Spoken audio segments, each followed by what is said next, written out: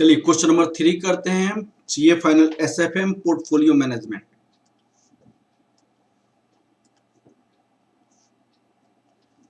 Question number 3, consider the following information on two stocks A and B, year 2006 2007, return and return.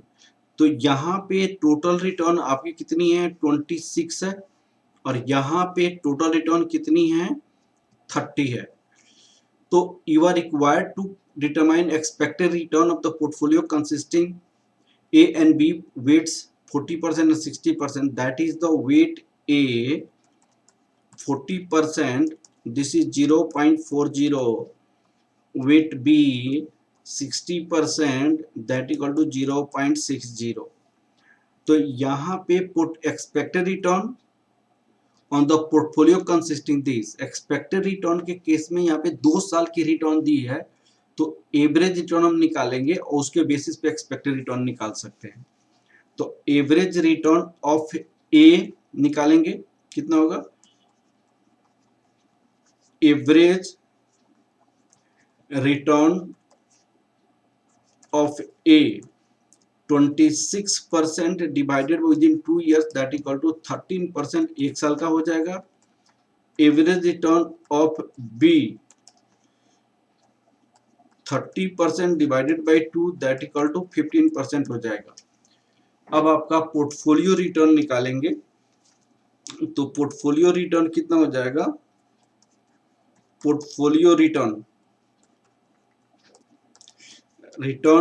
A weight A, return B weight B. अब यहां पे आपका कितना हो जाएगा, return ए 13%, 13 into 0.40 plus 15 into 0.60, तो ये 14.2% आपका पोर्टफोलियो रिटर्न हो जाएगा, जो आपका फर्स्ट पार्ट का एक आंसर हो गया। ये फर्स्ट पार्ट का आंसर हो गया। अब आपको सेकंड क्वेश्चन में क्या पूछा गया है, standard deviation of return of each of two securities, covariance of return of two securities, correlation coefficient of three securities. ये तीनों के लिए हम एक टेबल बनाएंगे और उस टेबल के बेसिस पे हम निकाल सकते हैं, ठीक है ना। अब चलिए हम देखते हैं टेबल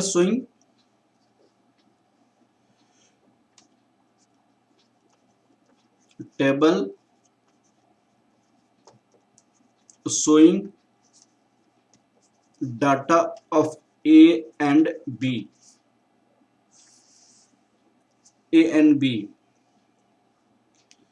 अब देखिए यहां पे security A,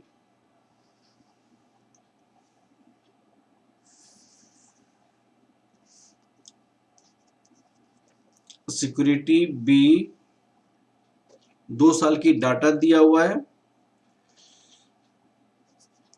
A minus A bar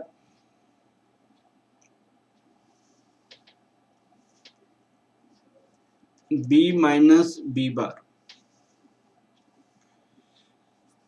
A minus A bar X square, B minus B bar X square, यहाँ पे A minus A bar into B minus B bar, ऐसे लिखिए। ये वाला एक्स स्क्वायर है, यहाँ पे एक्स स्क्वायर है। तो ए में कितना दिया हुआ है, 10 और 16, तो 10 और 16 दिया हुआ है, तो टोटल हो गया कितना, 26। ए बार कितना हो जाएगा, 26 divided by 2, that equal to 13। B दिया हुआ है 12 और 18, 12 और 18 दिया हुआ है। यहाँ पे देखिए ये हो जाएगा 30, बी बार इक्वल टू हो जाएगा 30 into 2, that equal to 15।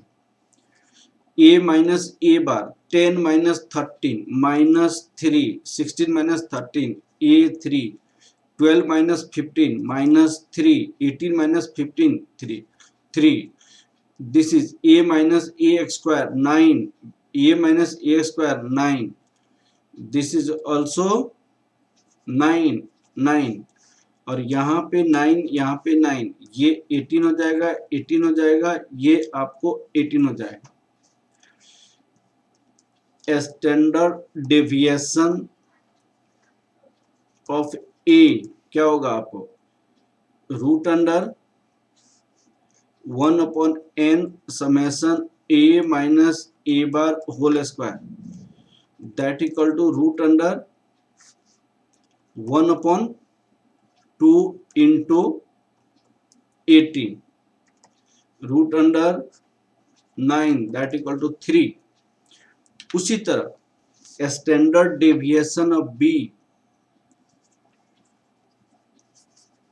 Standard deviation of B, तो इसको कैसे लिखेंगे, root under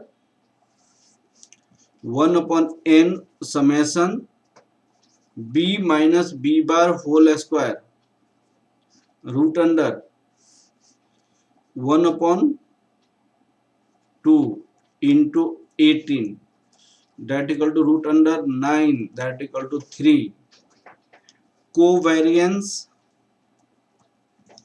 A and B, covariance A and B का फॉर्मूला होता है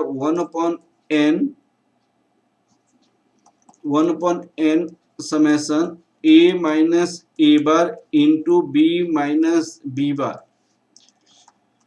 2 साल का है और 18 है यहाँ पे, तो 9 हो जाएगा। कोएफिशिएंट ऑफ कोरिलेशन पूछी गई है यहाँ पे, coefficient of correlation between A and B, coefficient of correlation AB, covariance AB, standard deviation A, standard deviation B, तो ये आपका 9 हो जाएगा, 3 into 3 that equal to 9/9 that equal to 1। अब क्वेश्चन को देखिए, हमने क्या क्या निकाला, स्टैंडर्ड डेविएशन ए निकाला, स्टैंडर्ड डेविएशन बी निकाला, कोवेरिएंस ए बी निकाला, coefficient of correlation A B निकाला यहाँ पे। उसके बाद आपसे क्वेश्चन क्या पूछी गई है, स्टैंडर्ड डेविएशन निकाल लिया, कोवेरिएंस ए बी निकाल लिया, कोएफिशिएंट ऑफ कोरिलेशन निकाल लिया। अब आपको risk of portfolio A and B 40% और 60%, अब ऐसे क्वेश्चन पूछी गई है। अब आपसे पूछा गया पोर्टफोलियो रिस्क, पोर्टफोलियो रिस्क।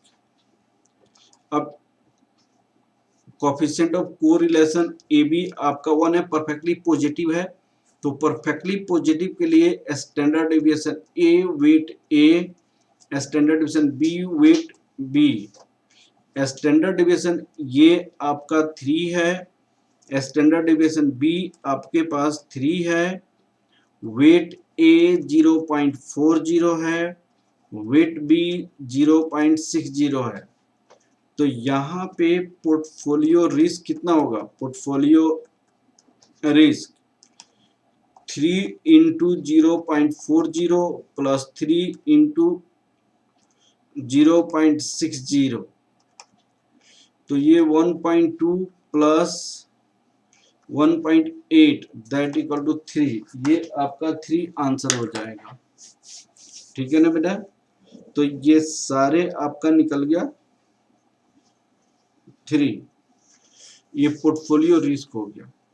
ठीक है ना बेटा, तो portfolio risk perfectly positive correlation में ये वाला फॉर्मूला हम अप्लाई करेंगे 3%। तो आपका यहाँ पे सारी पार्ट का आंसर हो गया इस क्वेश्चन का। ठीक है, ओके, थैंक यू क्लास।